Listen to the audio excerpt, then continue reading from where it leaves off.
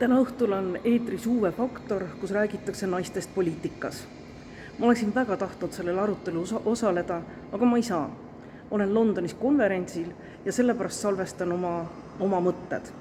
Ja väga sümboolselt teen seda lood Londonis teadusmuuseumis, sest eks ole ka teadus selline valdkond, kuhu naised sisenesid suhteliselt hilja ja kus naiste potentsiaali, ma arvan, ei ole ka veel täielikult ära kasutatud.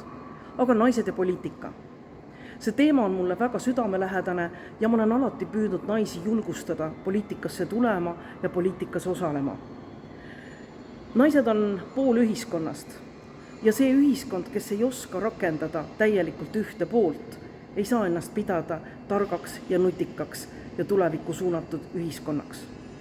Aga selleks, et naisi poliitikasse rohkem tuleks, tuleb murda ka müüte ja stereotüüpe. Esiteks, poliitika on räpane, meeste maailm, mina küll sellega ei tegele. Ma ei ole absoluutselt sellise väitega nõus. Poliitika on meie ümber iga päev. Poliitika on see, kas minu laps saab tööd, kas minu lapselaps saab lasteaiakoha ja kas minu ema saab väärikalt vananeda. Need kõik on poliitikaga seotud küsimused, nad kõik moodustavadki poliitika ja nende kõigi lahendamisesse saame me kõik kaasa aidata erinevatel tasanditel ja erinevates kohtades. Poliitika ei ole ainult Riigikogu, poliitika on ka kohalikul tasandil ja tihti naised alustavadki ja võiksidki alustada, kui nad soovivad oma poliitilist karjääri just kohalikul tasandil. Teiseks on poliitik muutunud täna Eestis praktiliselt sõimusõnaks. Poliitiline kultuur või õigem oleks öelda kultuuritus on viimastel aastatel muutunud ikka päris koledaks. Vaadake näiteks Riigikogu istungeid, millist sõnavara seal kasutatakse ja kuidas üksteise poole pöördutakse, mõnede Riigikogu liikmete puhul on seda lihtsalt häbi vaadata.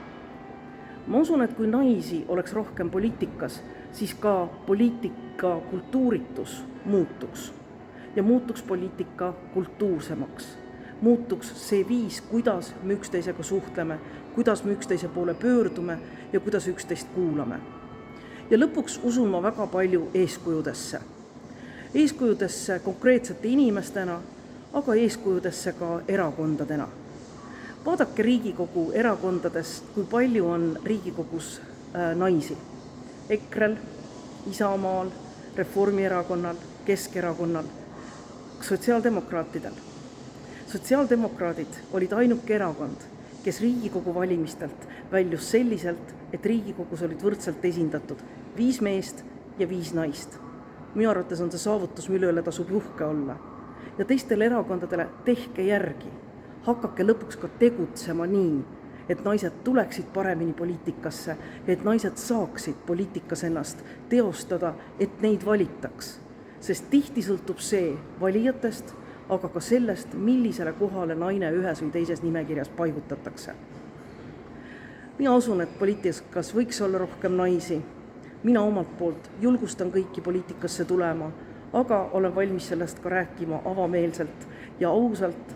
Ja jah, tõepoolest, naisena poliitikas on keerulisem kui mehena, aga vast ka see varsti muutub, kui naisi tuleb poliitikasse rohkem.